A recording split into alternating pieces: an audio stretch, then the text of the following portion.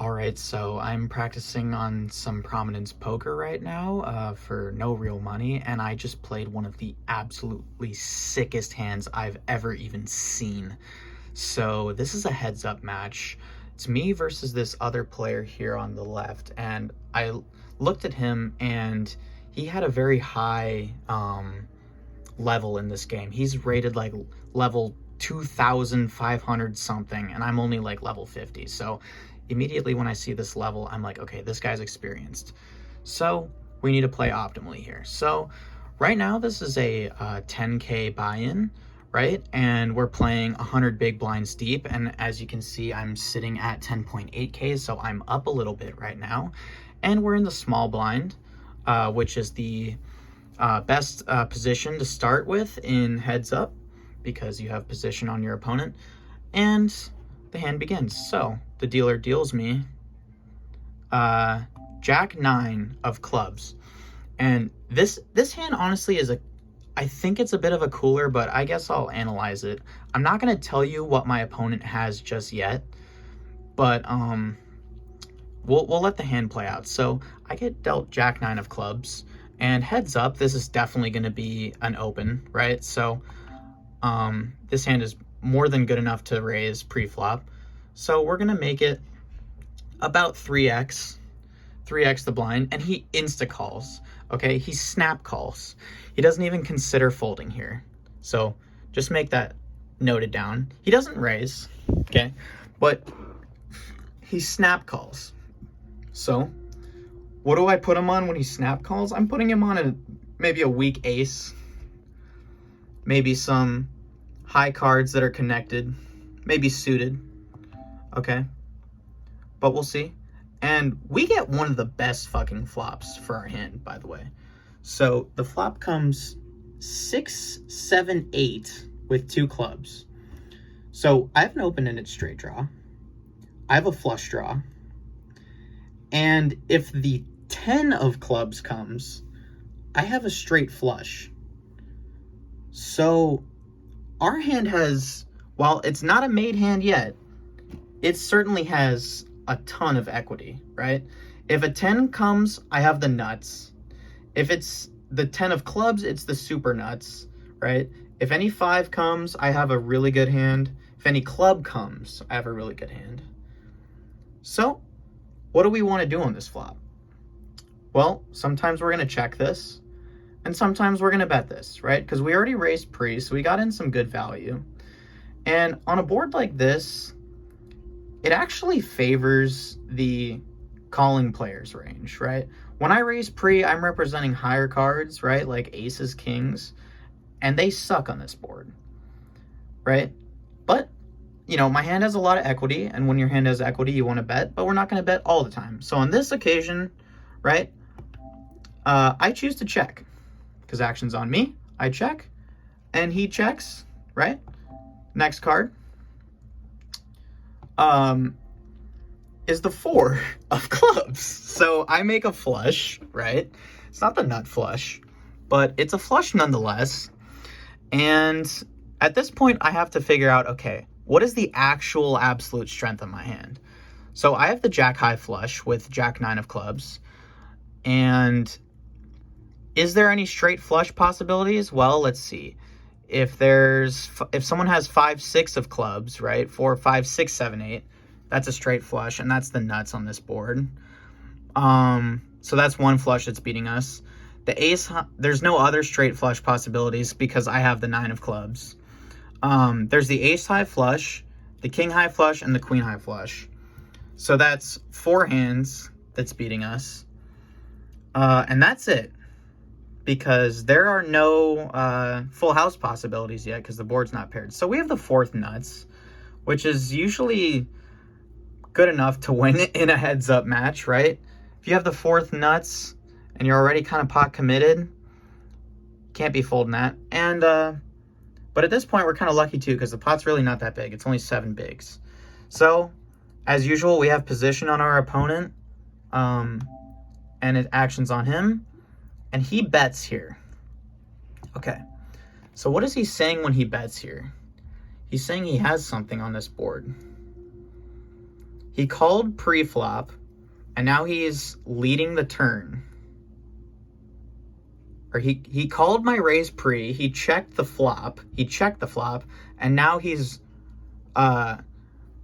raising or betting the turn, right? So he's saying he's connecting with his board now, and that story is kind of making a little bit more sense, because at the beginning of the hand, we said that theoretically this range on the board is supposed to favor him. It's not actually really supposed to favor us. We just got kind of lucky with a good flop here, right? So obviously with the hand we have, we can't be folding this, right? But we also can't really be raising here, because what does raising do? It folds out all of his bluffs, and in the event he's on a flush draw with maybe like the ace of, you know, clubs or something like that, we want to deny that equity because we already have a flush. So that's a case for raising, but I honestly don't really think he has it, just because we have the board so locked up, and I want him to continue bluffing because I do believe he's bluffing. So we just decide to make the call, but we also kind of make it look like we're unsure for a little bit. You know, we tank, we look at our cards. Would someone who really had a flush be tanking this long? Probably not. So we got to make it look like maybe we don't have one, and we call. The river is a board pairing 8, which is a really bad card because now we're losing to full houses. But if he had a hand like ace 8 with the ace of clubs, right? He thinks he just got there. So who knows, right? At the beginning of the hand, he could have probably called with an ace, a suited ace maybe. But his story doesn't make a lot of sense to me, so I kind of just think he's still bluffing. But you'll have to wait to see what he has. But he decides to bet out here. And he bets 2.5K into so he basically bets the pot. And now I kind of start to believe him, right? Because he's bet the last 2 streets. He called a raise. And we said at the beginning, the board favors his range more than it favors ours, because he didn't re-raise pre. So now I'm worried that I could be losing to a full house. But the 8 of hearts, or the 8 of spades, doesn't necessarily mean we're losing. It could mean he just made a hand that has to call no matter what, because he's pot committing himself after I re-raise him. And he can't afford to fold there. So I don't know if this, I mean, we obviously have a great hand, and you want to be putting in money when you have a great hand. You can't always be afraid of, you know, hands that are beating you. He could have a weaker flush, potentially. He could have